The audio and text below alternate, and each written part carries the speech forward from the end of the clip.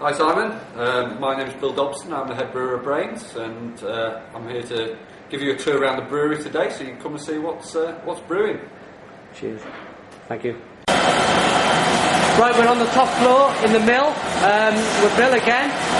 We're going to have a look at the actual mill machines going. If I can get in there and film. What you can see here, Simon, is this is the malt feeding into the mill. Okay. So the malt feeding nice and evenly into the mill, and there's 6 rollers in here in 3 pairs that are going to crush the malt to get the right consistency. So later on we'll see mashing in. Oh, fantastic. Fantastic. So, what we're going to do now is set up the tripod, and then we're going to start a tasting video with all the different malts there going on. Okay. These machines, Bill, these go back to the 1940s, do they, if I remember rightly? Probably around 1950s, we think. Good solid pieces of kit, although we've got 2 of them, so that if one breaks down we can use the other one.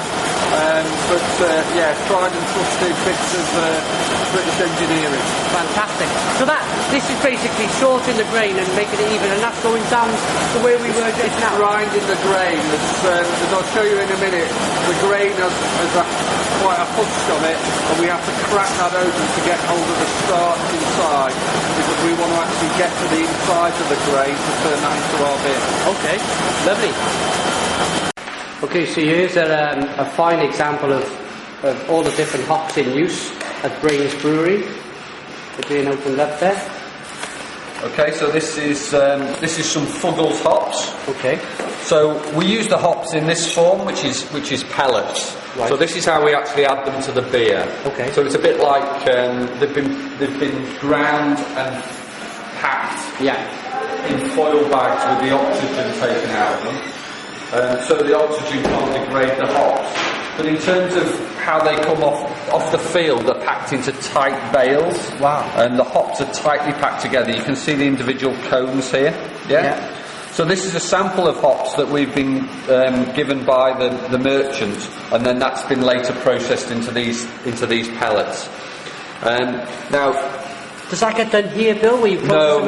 The hops are these are UK grown hops, and then they've been processed into pellets. Right. As quickly as possible after harvest to preserve the freshness and the aromas in the hops, because the aroma and the flavour in the hops comes from oils, and they're quite volatile. Oh right. Yeah. So what we can do is what we call rub the hops. Right. Yeah. Like this. Yeah. Okay. And what that does is release the oils, it releases the aromas in there. So if you can have a smell of that, you'll be able to smell. I'll try.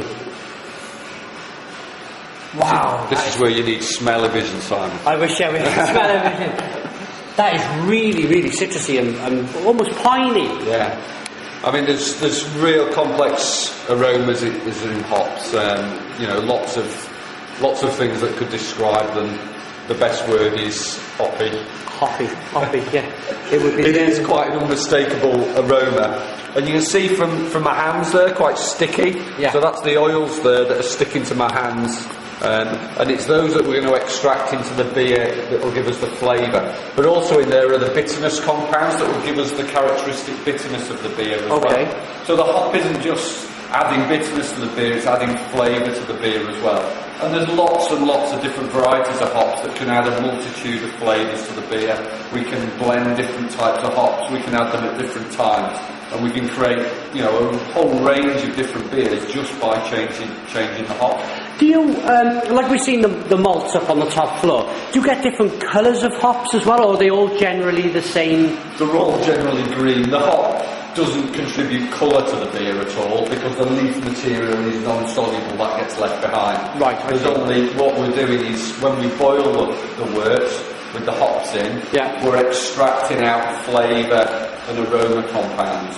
When all the leaf material is waste, that comes out as what we call truck, that goes in with our spent grains and gets sold as cattle feed.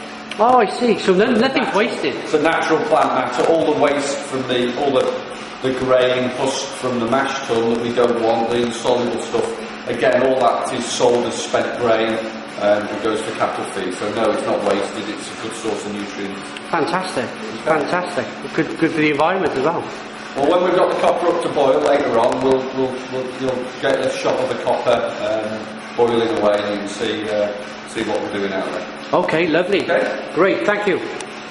Okay, so we're just making our way down to the next stage of the brewery.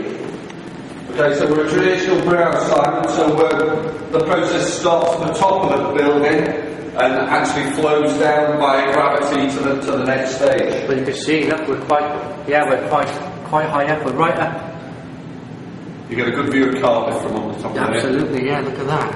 A bit hazy this morning then. There's a right up high, so basically the start of the brew's at the top, and then we work our way all the way down until we get the finished product where they're moving it all out in the lorries. So how old is this brewery, Bill? This brewery dates from the 1800s. Brains have been on site in this brewery for the past 12 years now. Right. Having moved from the brewery in the centre of town. But the brewery dates a lot further back than that, as you can see by the age of parts of the building. So this is the mash room. Right. So this is where we do the conversion of the dry ground malt, the grist. Yeah. We mix it with hot water in these vessels here. So we work these two vessels together, and there's about 3.5 tons of grain goes into each one. So we're mixing here with hot water about 65 degrees centigrade, let's say, and that sets off the natural enzymes in the malt, breaking down the starch. Okay. And it's that starch that we need to turn into a soluble, fermentable sugar. And when we get to the fermenter, the yeast's going to turn that sugar into alcohol, and that's, in a nutshell, how we make beer. A bit more complicated than that. But, that's the... in simple form, that's what it's about. Great. So we'll have a little walk through. All the different switches, and they wouldn't have had all this electricity all them years ago, would they, Bill? How would they have been doing it? Well, the way we control these mash tuns is still quite traditional. It's all by hand, really. We've got a few bits of control on them, but it's more the judgment of the guy operating to make sure he gets the consistency right. He's still got a few valves to adjust manually and make sure he gets the job right. Fantastic. So what strikes me is everything's so pristine and clean. Well, we can't try and keep it that way. I mean, at the end of the day, beer production is a food process, and we're a food factory, so we need to maintain levels of hygiene standards. Absolutely. Familiar with that. Beer is a very safe product because of the alcohol content, but nonetheless, even from a product integrity, making sure that beer is of the right quality, we need to make sure that both the environment's clean and most importantly, the vessels that we put the beer into are absolutely clean. Everything's very, clean and tidy. It's fantastic, which you'd expect.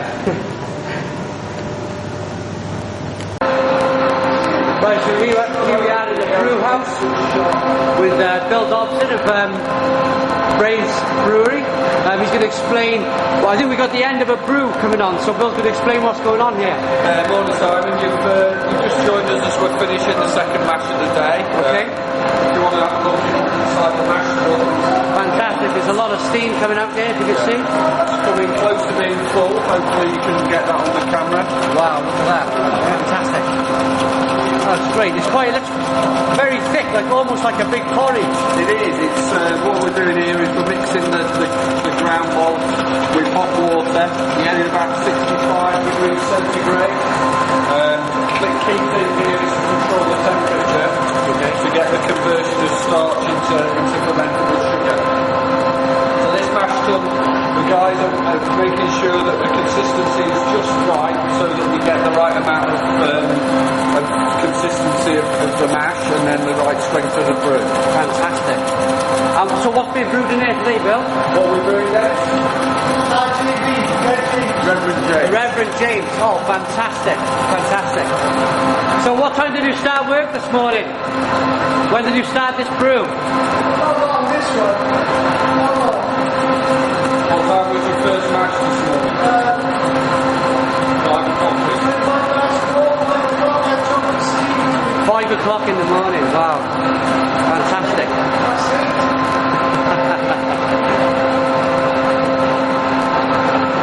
Okay, so there's 2 mash tuns here.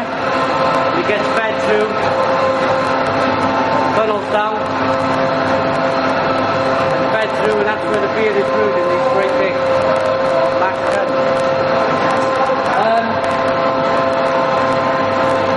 Okay, so it's full now.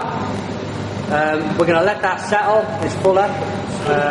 So it'll take an hour for the enzymes to convert the starch into fermentable sugar. So we'll be able to come back in a bit and we'll actually see the wort, as we call it, which is the unfermented beer, running off from here. Okay. And we'll have a look at that, and you'll have a taste of that later on. Fantastic. Okay. Fantastic. Cheers, Bill. Look at that. Fantastic. Just watch the door close in there. Fantastic. Okay. Okay, so here we are back with the vessels, and Bill's going to explain exactly what's going on with this process. Okay, so we're seeing the last stage of the mashing here, Simon, so we're actually doing the separation now. So what we've had is the vessel stood for an hour for the enzymes to convert the starch. So now we're draining off our what is going to be our beer. It's called wort. And it's the sweet, unfermented beer, basically. Yeah? Okay, let's take a look. So if you take a zoom in here, what we're doing is we're sparging the mash tun. So the mash tun has a perforated base, and we're draining off from the bottom. At the same time, we're spraying hot water over the top. Right, yeah. And that hot water is going to rinse out all the sugars and the flavours that we want to create our beer, and leave behind the grain, leave behind that spent grain. You don't need, yeah. Fantastic. So you can see that happening there. We're spraying off, and if you come round here, this is what's running off the bottom of the vessel. So this is our you can see the colour there. Yeah. So that's all our malts that have created that colour, and the colour also indicates how strong that is. So that's a sweet malty liquid. Now take a sample of that beer here. Yeah. Yeah. So if you look at that, that's our unfermented beer. Now it's hot, so watch your fingers, but you can stick your finger in there and have a taste. Absolutely. Oh, that's very nice. It's very sweet, isn't it? Yeah. Very sweet and very malty, yeah? Very, very malty. Yeah. I can have another go with that. I enjoy that. It's really good. Very, very So good. that's our unfermented beer. Right. Yeah. We haven't added the hops yet, so later on we're gonna have a look at the copper and the copper boiling. So it's very sweet because we haven't got the bitterness in there from the hops yet. Okay. Yeah? Great. Okay. Fantastic. Thank you, Bill. So that's that liquid running off, and so that goes downstairs. That goes down and runs down into the copper. And Great. We'll see the copper boiling later on. Lovely. Okay. Okay. Thank you again.